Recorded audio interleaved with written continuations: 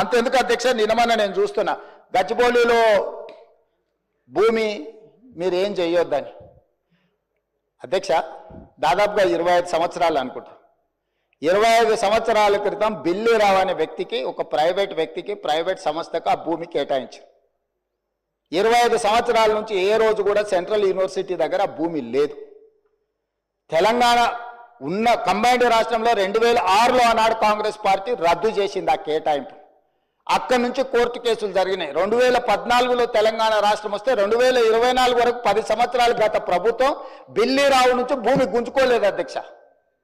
నేను వచ్చిన వెంబడే సుప్రీంకోర్టు వరకు వెళ్ళి కొట్లాడి ఒక ప్రైవేట్కు ఐఎంజీ భారత్ అని ఒక ఫేక్ కంపెనీకి కేటాయించిందని ఆరోపణలు ఎదుర్కొంటున్న భూమిని సుప్రీంకోర్టులో కూడా కేసు గెలిచి ఆ భూమిని వెనక్కి తీసుకొని ఆ భూమిని ఈరోజు మనం అభివృద్ధిలో భాగంగా టీజీఐఐసి కేటాయించి అక్కడ ఐటీ కంపెనీలు ఇతర పరిశ్రమలు రావడానికి అవసరమైన లేఅవుట్ చేయండి అని చెప్పి ఈరోజు ఒక అభివృద్ధి కోసము ఒక కాంక్రీట్ ప్రపోజల్తో ముందుకు వస్తే ఈరోజు అక్కడ ఏదో రిజర్వ్ ఫారెస్ట్ ఉన్నట్టు, రిజర్వ్ ఫారెస్ట్లో అత్యంత ఏమంటారు జీవరాశులు ఉన్నట్టు,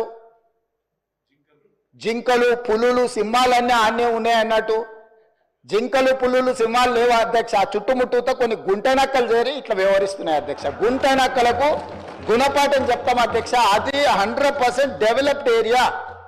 we are also going to utilize for development. We are not utilizing or otherwise మేము ఎవరికో అర్ధరాత్రి పూట ఎవరికో కట్టబెట్టే ప్రయత్నం చేయలేదు అధ్యక్ష. పర్ఫెక్ట్ డెవలప్మెంట్ చేసి ఓపెన్ ఆక్షన్ ద్వారా అంతర్జాతీయ స్థాయి సంస్థల్ని పెట్టుబడులు పెట్టడానికి భూమిని తెలంగాణ ఇండస్ట్రియల్ ఇన్ఫ్రాస్ట్రక్చర్ కార్పొరేషన్ ద్వారా ఆ పెట్టుబడులను ఆకర్షించడం కోసం ఈరోజు ఒక ప్రణాళికబద్ధమైన డెవలప్మెంట్ చేయడానికి మేము ముందుకు వస్తే ఇవాళ దాన్ని అడ్డుకునే ప్రయత్నం చేస్తున్నారు అధ్యక్ష. నేను ఒకటే మాట అడుగుతున్నా అధ్యక్ష, 10 సంవత్సరాల మీద అధికారంలో ఉన్నప్పుడు ఐఎంజీ భారత బిల్లీరావు అనే ఆయన దగ్గర భూమి ఉన్నప్పుడు మీకు బాధ లేదు, దుఃఖం లేదు, ఆ భూమిని వెనక్కి తీసుకురావాలని ఆలోచన లేదు. మాకు కూడా ఫోన్లు వస్తూ ఉన్నాయి, అన్న మీరు రండి, మీరు ట్విట్టర్లో పెడితే కాదు మీరు కూడా రండి అంటున్నారు. కానీ మేము అక్కడ పోగానే ముఖ్యమంత్రి ఏమంటాడు, ఇగో బీఆర్ఎస్ వాళ్ళు చేయిస్తున్నారు, ఇదంతా మాకు తెలుసు ముదే, ఇదంతా వీళ్ళే అని ఇష్టం వచ్చినట్టు పిచ్చివాగుడు అంతా వాగుతాడు. అందుకే మేము సరైన వేదికల్లో ఈ అంశాన్ని ఎత్తుతాం. అటు పార్లమెంట్లో లేవనెత్తుతాం, అవసరమైతే ఇటు కోర్టులో కూడా మేము కూడా పోతాం, కోర్టుకి కూడా. ఏ రకంగా ప్రభుత్వం ఇష్టం వచ్చినట్టు పోతుంది, ఎన్వైరన్మెంటల్ ఇంపాక్ట్ అసెస్మెంట్ లేకుండా ఎందుకు చేస్తున్నది ఈ కార్యక్రమాలు అని అడుగుతాం. ప్రజాక్షేత్రంలో నిలదీస్తాం. ముఖ్యమంత్రి గారు చెప్పిన మాటలు గుర్తు చేస్తాం. ఇదే ముఖ్యమంత్రి కదా ఎన్నికలకు ముందు పిసిసి అధ్యక్షుడిగా ఏం చెప్పాడు, ప్రభుత్వ ఆస్తులు అమ్ముకుంటే భవిష్యత్ తరాలకు ఎట్లా శ్మశానాలకు కూడా జాగాలు ఉండవని చెప్పి ప్రవచనాలు చెప్పింది రేవంత్ రెడ్డి కాదా? మరి మర్చిపోయినావా? ఇవాళ ఇష్టం వచ్చినట్టు ఇవాళ భూములు అమ్ముతూ కాంక్రీట్ జంగల్గా మారిపోయిన పశ్చిమ హైదరాబాద్కున్న లంగ్ స్పేసెస్ని నాశనం చేయడం ఎజెండాగా పెట్టుకున్నావా? అందుకే మేము పూర్తి స్థాయిలో ఈ పిల్లలకు సంఘీభావంగా నిలబడతాము. వారికి అవసరమైతే అన్ని రకాల సహాయ సహకారాలు అందిస్తాం. 2 పిల్లలు అరెస్ట్ చేసినారని వారిని మరి కేసులు కూడా పెట్టినారని కూడా చెప్తున్నారు. వాటిని కూడా ధృవీకరించుకుంటాం, వాటిని కూడా విషయాన్ని కూడా తెలుసుకుంటాం. 2 పిల్లల్ని జైలుకు పంపించారని కూడా చెప్తా ఉన్నారు. చూద్దాం, అది కూడా విషయం తెలుసుకున్న తర్వాత దాని మీద కూడా ఏ రకంగా పిల్లలకు అండగా నిలబడాలో మేము చూస్తాము. అక్కడ జంతువులు కూడా మరి కొన్ని ప్రాణాలు పోతున్నాయని చెప్తున్నారు. ఎంతవరకు వాస్తవం మీడియా కూడా దయచేసి మీరు నిజ నిర్ధారణ కమిటీగా ఏర్పడి మీరు కూడా పోవాలా, దయచేసి రిక్వెస్ట్ చేస్తున్నాం. మీరు పోండి. ఇవాళ అక్కడ పిల్లల మీద ఆంక్షలు పెట్టినారు, గేట్ల కాడనే పోలీస్ క్యాంపులు పెట్టి భయపెడుతున్నారు వాళ్ళని. మీరు మీ హాస్టల్కి పోవడానికి వీల్లేదు, ఈస్ట్ బ్లాక్ పోవడానికి వీల్లేదు, ఎటు పడితే అటు క్యాంపస్లో తిరగడానికి వీల్లేదు అన్నట్టు యూనివర్సిటీలో కూడా ఎక్కడైతే నిజంగా చెప్పాలంటే వైస్ ఛాన్సలర్ గారి పర్మిషన్ ఉండాలి, పోలీస్ పర్మిషన్ కాదు, ప్రభుత్వ పర్మిషన్ కాదు. అది కేంద్రీయ విద్యాలయం. కేంద్రీయ విద్యాలయం మీద రాష్ట్ర ప్రభుత్వం అథారిటీ ఉండదు. అక్కడ పోలీసుకు ఎంట్రీ ఉండదు, వీసీ గారు పర్మిషన్ ఇస్తే తప్ప. అట్లాంటిది ఇవాళ వీసీ గారి పర్మిషన్ లేకుండా ఎక్కడికక్కడ పోలీస్ క్యాంపుల మాదిరిగా ఒక వాతావరణం వేసి పిల్లల్ని భయకంపితులు చేసే ప్రయత్నం కూడా రేవంత్ రెడ్డి ప్రభుత్వం చేస్తున్నది, కాంగ్రెస్ ప్రభుత్వం చేస్తున్నది.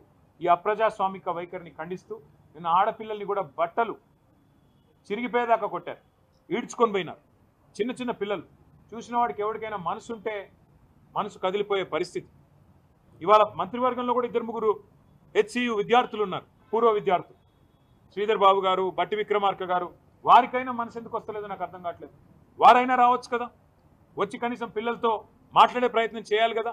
ఏమీ చేయకుండా ఏకపక్షంగా ఈ రకంగా నియంత్రిత పోకడలు మంచిది కాదు అని చెప్పి నేను వారికి కూడా చెబుతూ, మరి పిల్లలిద్దరూ రోహిత్ అదేవిధంగా ఎర్రం నవీన్ కుమార్ వీరిద్దరి వేర్ అబౌట్స్ ప్రభుత్వం వెంటనే చెప్పాలి. వారు జైలుకి పంపించారా లేకపోతే ఎక్కడన్నా దాచిపెట్టారా, ఆ పిల్లలు ఎక్కడున్నారు, వాళ్ళ మీద ఏం కేసు పెట్టినారు, ఎందుకు పెట్టినారు, వెంటనే బయట పెట్టాలని చెప్పి కూడా రాష్ట్ర డీజీపీ గారిని మేము డిమాండ్ చేస్తున్నాం. వాళ్ళ తల్లిదండ్రులు కూడా డెఫినెట్గా ఆందోళన పడతారు, వాళ్ళ పిల్లలు కూడా ఆందోళన చెందుతారు. మిగతా రాజకీయ పార్టీలు కూడా తమ వైఖరి చెప్పాలి. బీజేపీ కానీ కమ్యూనిస్టులు కానీ ఇతర రాజకీయ పార్టీలు కానీ ఈ 400 ఎకరాలు ఇష్టారాజ్యంగా అమ్ముతాం అంటే ఇవాళ మేము స్పష్టంగా చెప్తున్నాం, ఇది తప్పు. ఏ ఉద్దేశంతోనైతే ఆనాడు ప్రభుత్వాలు తీసుకున్న నిర్ణయం ఉందో దాన్ని పూర్తిగా తిరగదోడుతూ పూర్తి స్థాయిలో దాన్ని ఉల్టా చేస్తూ ఇష్టం వచ్చినట్టు ఎన్వైరన్మెంటల్ ఇంపాక్ట్ అసెస్మెంట్ లేకుండా ఆ ప్రాంత పర్యావరణ సమతుల్యత దెబ్బతింటుందా లేదా, భవిష్యత్తులో వచ్చే దుష్పరిణామాలు ఇవన్నిటి మీద అసెస్మెంట్ లేకుండా గుడ్డెద్దు చేన్లో పడ్డట్టు కేవలం పైసలు మాత్రమే కావాలా అని చెప్పి ఇవాళ రేవంత్ రెడ్డి ప్రభుత్వం చేస్తున్నది తప్పు అని కుండబద్దలు కొట్టినట్టు. 400 ఎకరాల భూమి విలువ 40,000 కోట్ల రూపాయలు. 40,000 కోట్ల రూపాయల భూముల్ని ఇలా అమ్మి కప్పం కట్టి తెలంగాణ ప్రజల కళ్ళల్లో మట్టి కొడతా అంటే చూస్తూ ఊరుకోవడానికి సిద్ధంగా లేమని చెప్పి హెచ్చరిస్తా ఉన్నా. ఇవాళ మా ఎమ్మెల్యేలు ఆ ప్రాంతాన్ని సందర్శిస్తామని చెప్పి పోతా ఉంటే హౌజర్ స్టేషన్లో అర్ధరాత్రి పూట దొంగల్లాగా అక్కడున్న విద్యార్థులంతా కూడా ఉద్యమాలు చేస్తూ ఉంటే గొడ్లను కొట్టినట్టు కొట్టడమే కాకుండా ఎంటికలు పట్టి మహిళా విద్యార్థులను కూడా చూడకుండా ఇవాళ ఈడ్చుకుపోయే పరిస్థితి. వాళ్ళను హరాస్మెంట్ చేస్తూ ఉన్నారు, వాళ్ళను పోలీస్ స్టేషన్లో పెడతా ఉన్నారు, కేసులు పెట్టి జైలుకు పంపే ప్రయత్నం చేస్తూ ఉన్నారు. నీ కేసులు నీ అరెస్టులు విద్యార్థుల యొక్క శక్తిని ఆపలేవు. వాళ్ళకు తోడుగా అండగా భారతీయ జనతా పార్టీ ఉంది. ఎట్టి పరిస్థితుల్లో కూడా ఇవాళ ధర్మేంద్ర ప్రధాన్ గారు మాకు మాట ఇచ్చిండ్రు, ఎట్టి పరిస్థితుల్లో కూడా అది జరగకుండా ఈ రోజే ముఖ్యమంత్రికి తెలంగాణ రాష్ట్ర ప్రభుత్వానికి ఉత్తరం రాస్తా అని చెప్పిండ్రు. ఖచ్చితంగా దానికోసం భారతీయ జనతా పార్టీ పార్లమెంట్ సభ్యులుగా రేపు పార్లమెంట్లో కూడా ప్రస్తావించే ప్రయత్నం చేస్తాం, అర్జెంట్ మోషన్లో కూడా పాల్గొనే ప్రయత్నం చేస్తామని చెప్పి ఈ సందర్భంగా తెలియజేస్తా ఉన్నాం. ఇవాళ మా విద్యార్థులని హింసిస్తున్న మా విద్యార్థులనే కేసు పెడుతున్న దానికి మేము పూర్తి స్థాయిలో ఖండిస్తూ ఉన్నాం. ఈ పోలీసులు ఈ బుల్డోజర్లు తక్షణమే ఆపాలని చెప్పి మేము డిమాండ్ చేస్తాం. ఒక నిమిషం, బీజేపీ ఎంపీలము ఎమ్మెల్యేలము దొంగ టీఆర్ఎస్ వాడు వాడంటే మీ ఎన్ఎస్యూఐ తిడుతున్నాడు రేవంత్ రెడ్డి. మీ ఎన్ఎస్యూఐ ఓపెన్గా స్టేట్మెంట్ పంపించింది, మీకు వచ్చిందా? వచ్చింది కదా, సోషల్ మీడియాలో వచ్చింది కదా. ఇంకా బుద్ధి రావాలి కదా. అపోజిషన్ పార్టీస్ పక్కన పెట్టు, నీ స్టూడెంట్స్ వింగే నేను తిడుతున్నది.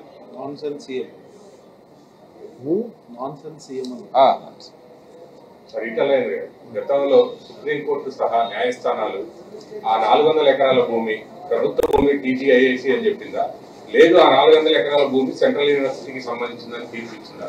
ఒకటి. రెండోది, ఈ 400 ఎకరాల్లో నష్టం జరిగితే పర్యావరణానికి నష్టం కలుగుతుందని ఎక్కడైనా అధికారికమైనటువంటి నివేదికలు కానీ ఆ మదింపుకు సంబంధించినటువంటి వివరాలు ఏమైనా ఉన్నాయా? 2 విషయాలండి. ఈ భూమి 2004లో వేరే కంపెనీకి దారిదత్తం చేసినాడు, ఆనాడు కూడా వ్యతిరేకత వచ్చింది. దాన్ని వెంటనే 2006లో రద్దు చేసుకున్నది. ఏ 400 ఎకరాల భూములు అయితే ఐఎంజీ కోసం ఇచ్చిండ్రో దాన్ని ఆనాటి ప్రభుత్వమే 2006లో రద్దు చేసుకున్నది. రద్దు చేసిన తర్వాత వాళ్ళు కోర్టుకు పోయినరు.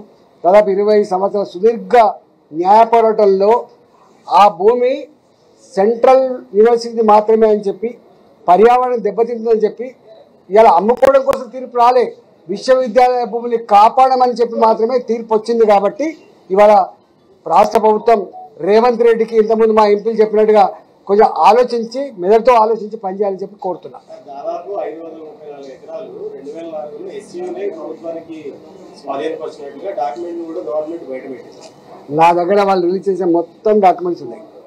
టైటిల్ ఒకటి, అక్కడ ఎన్వైరన్మెంట్ ఇష్యూ వస్తుంది, అక్కడ వైల్డ్ లైఫ్ ఇష్యూ వస్తుంది, అక్కడ ఈకో సిస్టమ్ ఇష్యూ వస్తుంది, ఆడ జింక చచ్చిపోయింది ఆ కేసులు వస్తాయి, నెమలు చచ్చిపోయినాయి ఆ కేసులు వస్తాయి.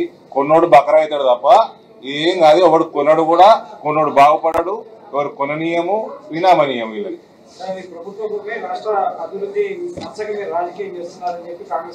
తప్పుడు మాటలు అబద్ధాల పునాలను బతుకుడు రేవంత్ రెడ్డి. ఆయనకి ఎప్పుడు నిజం చెప్పేటువంటి అలవాటు లేదు. ఆయన గురించి ఏం మాట్లాడుతుంది చెప్పండి. ఆయనకి ఇటువంటి కేసులు వస్తాయని కూడా తెలియదు ఆయన. 16 ఏళ్ళు ఈ కేసు సుప్రీంకోర్టులో ఉంది కాబట్టి అక్కడ మొక్కలు వచ్చాయి, చెట్లు పెరిగాయి, అది అటవీ కాదు అంటున్నారు. అన్ని స్పీసీస్ ఉన్నాయి, అక్కడ ఎన్నో స్పీసీస్ ఉన్నాయి. కొన్ని ఎక్స్టింక్ట్ స్పీసీస్ కూడా ఇప్పుడు అక్కడ కనబడ్డాయి, సైటింగ్ అయింది.